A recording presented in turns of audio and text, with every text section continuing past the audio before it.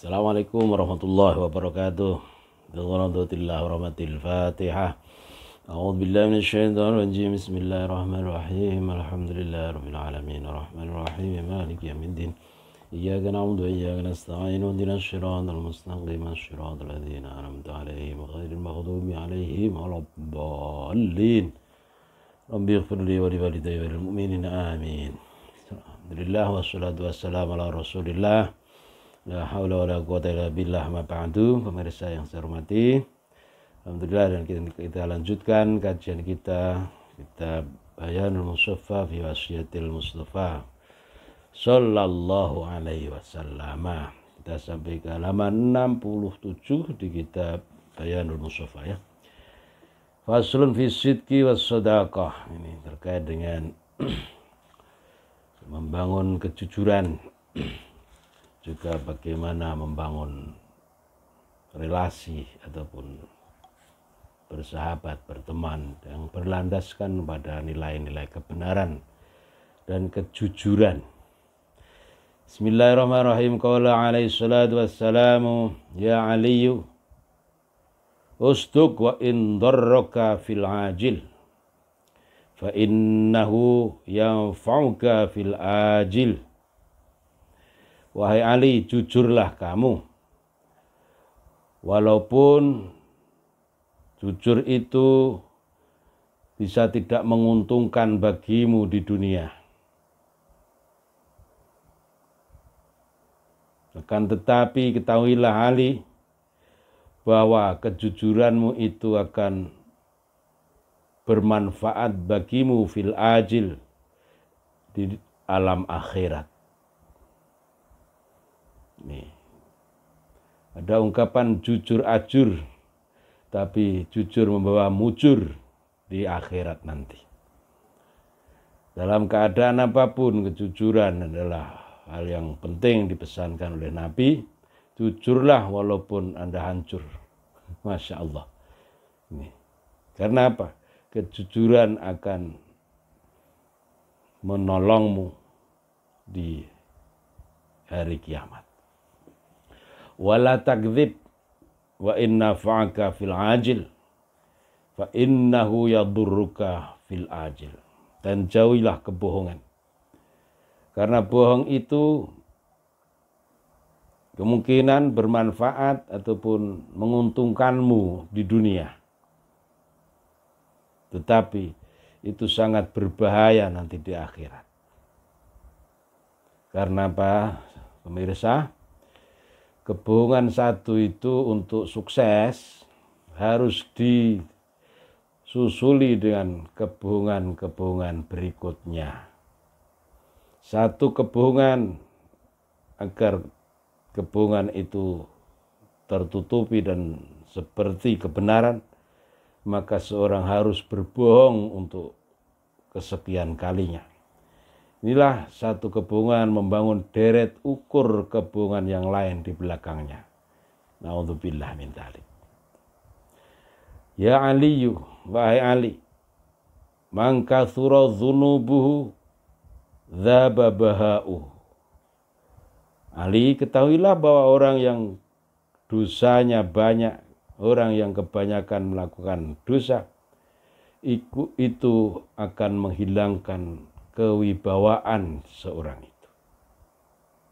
Wibawanya akan hilang karena tertutupi oleh dosa-dosa yang dia lakukan. Ya Aliyu, wahai Ali, alaika bisidqil hadithi. Jagalah kejujuran dalam berbicara. Wa hifdzil hadithi. Jagalah untuk menjaga perkataan. Wa hifdzil amanati, menjaga amanah. Wa sakhain nafsi, dan jiwa yang dermawan. Wa aifatil babni, dan menjaga perut atau nafsu ya. Pesan-pesan moralitas dari Rasulullah Muhammad sallallahu alaihi wasallam.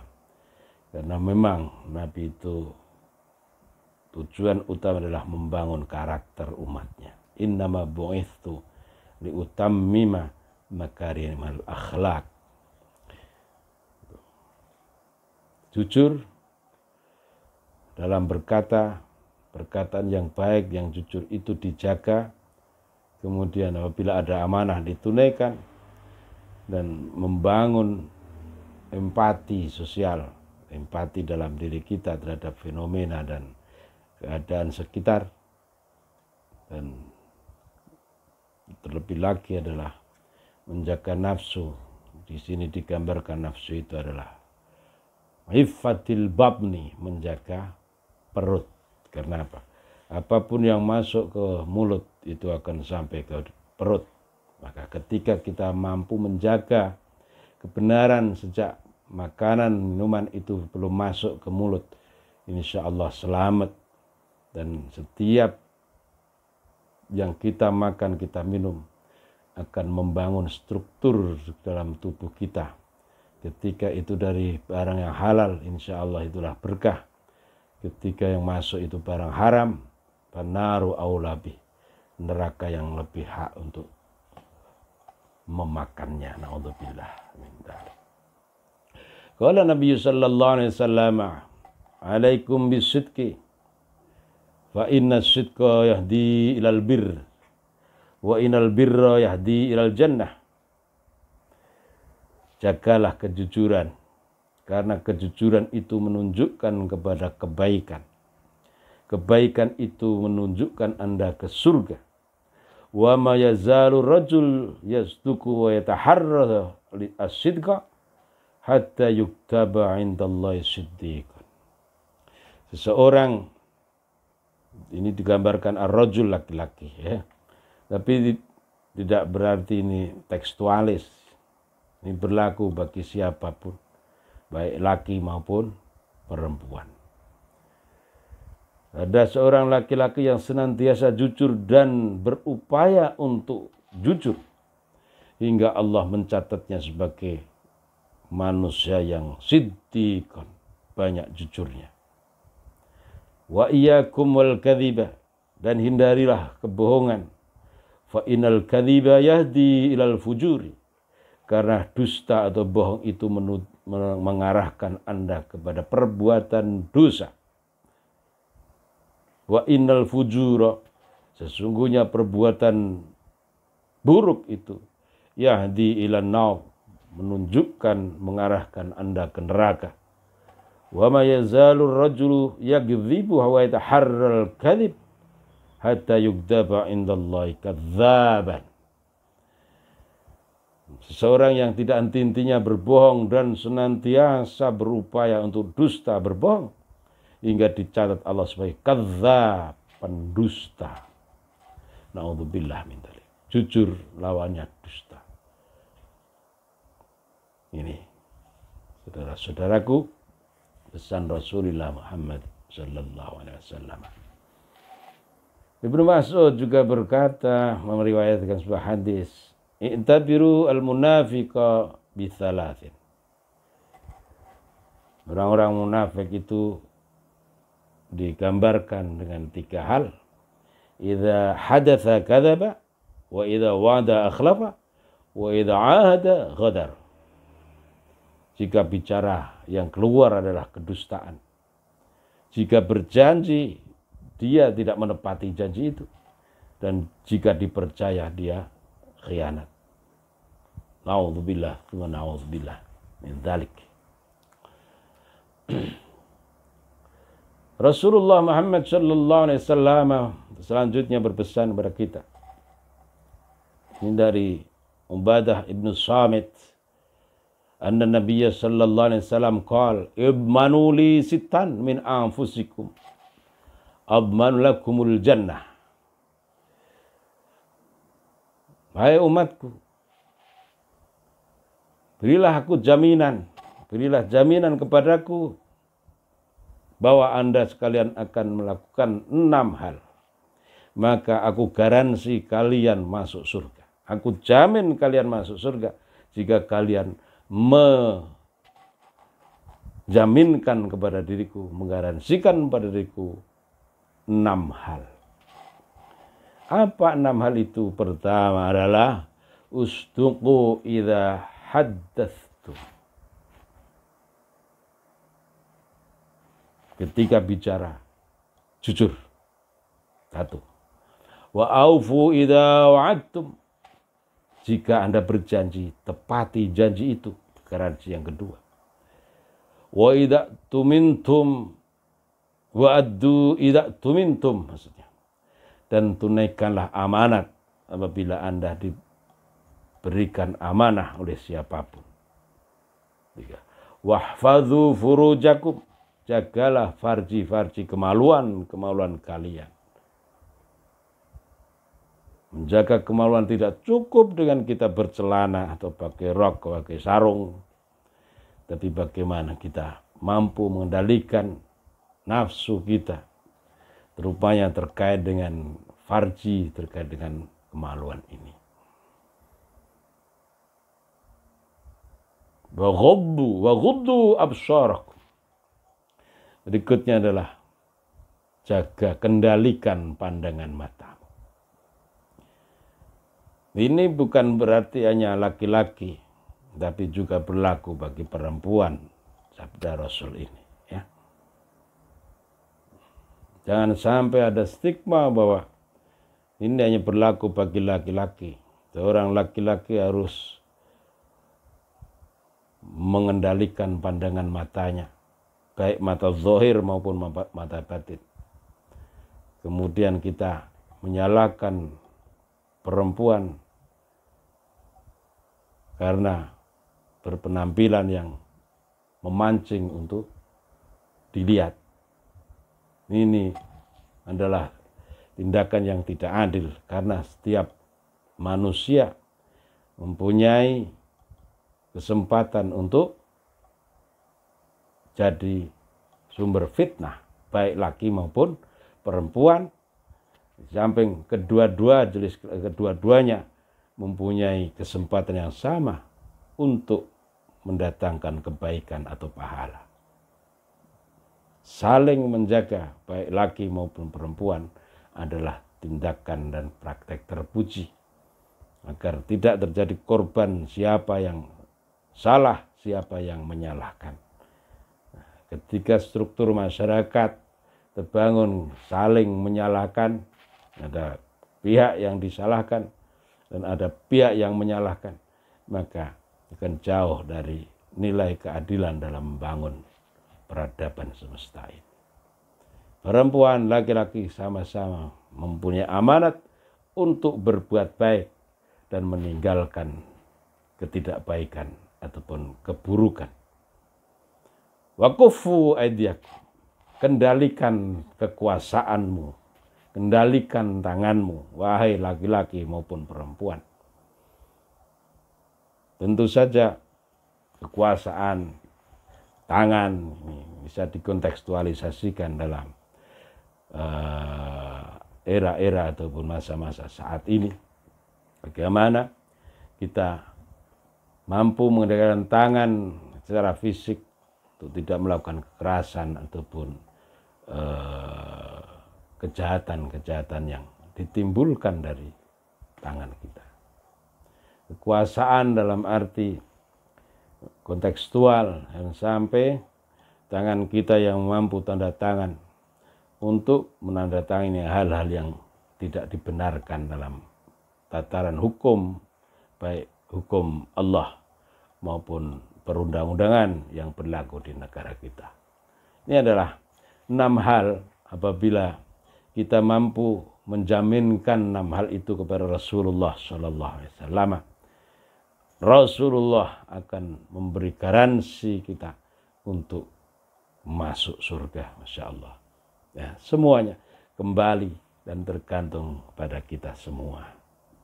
Ya Ali, wahai Ali, bi'sas sadiqi, seburuk-buruk teman adalah alladzi yukassiru fi sadiqi, yang dalam berteman dia memanfaatkan pertemanan kita untuk melakukan tindakan-tindakan yang melampaui batas. Berteman tapi modus untuk melakukan tindakan-tindakan yang tidak terpuji. Wa yushi sirrahu. Seburuk-buruk teman adalah teman yang menyebarkan aib ataupun rahasia dari teman ataupun diri kita. Nah, ini dalam bahasa lain menggunting dalam lipatan. Nah, kejujuran, nilai moral yang utama apabila itu menjadi landasan kita dalam membangun relasi, insya Allah yang terjadi adalah kebaikan bersama. Kebaikan bersama adalah kehendak kita. Bagaimana membangun peradaban yang membuat nyaman, membuat bahagia dan mampu membahagiakan, senang dan membuat senang atau menyenangkan, nyaman dan menyamankan. Inilah kesalingan. Lanjut. Ya Aliyu, alfus sadiqin qalilun wa aduun wahidun kathirun. Hai Ali, ketahuilah, 1000 teman itu sedikit, 1000 follower itu sedikit. Tapi wa aduun wahidun, satu hater, satu musuh, kathirun, itu banyak. Artinya apa? Banyak teman, tapi terkadang banyak teman itu kalah dengan munculnya seorang musuh. Apa pesan Rasulullah dari hal ini, saudara-saudara? Janganlah kita menciptakan musuh, membuat musuh ataupun menjadikan seorang sebagai musuh kita. Itu akan menghilangkan kenyamanan. Satu orang musuh itu akan mensirnakan kenyamanan kita berteman dengan 1000 orang. Insya Allah. Dan permusuhan inilah yang mampu merusak sendi-sendi keluarga, sendi-sendi kemasyarakatan, sendi-sendi berbangsa dan bernegara ini. Ya Ali, wahai Ali, lissidaqati alamat. Pertemanan itu punya beberapa tanda, beberapa indikator. Ayat cara malahu duna malik. Pertama adalah teman sejati itu yang memposisikan harta kita dijaga sebagaimana harta yang dia miliki. Artinya apa? Ini teman yang mampu menjalankan ketugasannya sebagai pribadi maupun sebagai teman. Menjaga hak-hak orang lain, menjaga hak teman sendiri, akan memposisikan ke harta bendaannya seperti itu.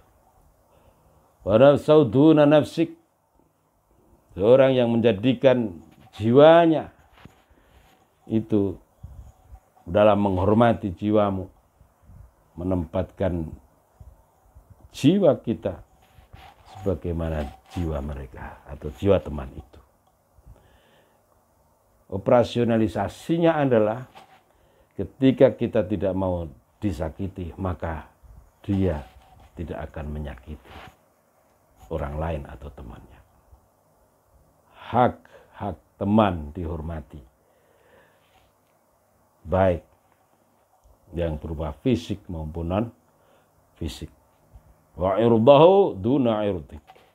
Demikian pula kehormatannya.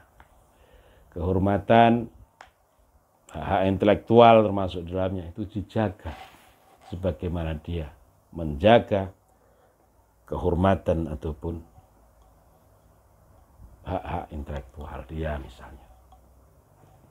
Hal ini tidak akan terjalin dan terjadi apabila kita tidak mengusung mubadalah atau kesalingan.